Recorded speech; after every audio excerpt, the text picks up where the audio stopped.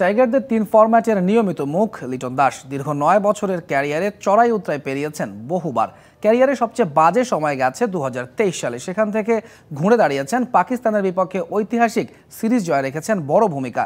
এই wicket keeper batter জানালেন, খারাপ সময় নিয়ে না ভেবে নিজের উন্নতির দিকে সবসময় নজর ছিল তার। রাওয়ালপিন্ডিতে সুফল মিলেছে তারই। টাইগার জার্সিতে লিটন দাসের পথ চলা শুরু ২০১৫ সালে। তার ব্যাটিং টেকনিক নিয়ে প্রশংসা ছিল বিদেশি কোচদের মুখেও। আস্থার প্রতিদান দিয়ে লিটন হয়েছিলেন জাতীয় দলের ৩ ফরম্যাটের নিয়মিত মুখ। তবে লিটন দাসের এই ৯ বছরের ক্যারিয়ারে উত্থান পতন এসেছে বহুবার। তার মধ্যে ২০২৩ সালটা ছিল সবচেয়ে ভয়াবহ। ৩ ফরম্যাটে রান খরায় ভুগছিলেন তিনি। সামাজিক যোগাযোগ মাধ্যমে হয়েছেন অসংখ্য ট্রলের শিকার। এমনকি লিটনের রানের সমপরিমাণ মূল্য ছাড় দেওয়ারও ঘোষণা দিয়েছিল বেশ কিছু প্রতিষ্ঠান।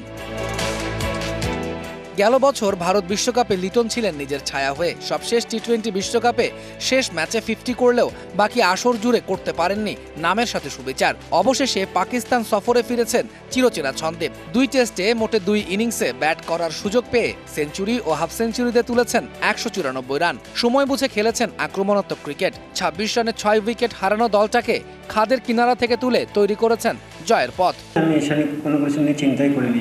আমি আমাকে নিয়ে চিন্তা করেছি যে আমি কীভাবে পরিশ্রম করব, কীভাবে বেটার করা যায়। ক্রিকেট প্লেয়ার সবাই সবসময় ভালো খেলবে না, বাট যে সময় খারাপ যায় সে চেষ্টা করে যে সবসময় ভালো কিছু করার।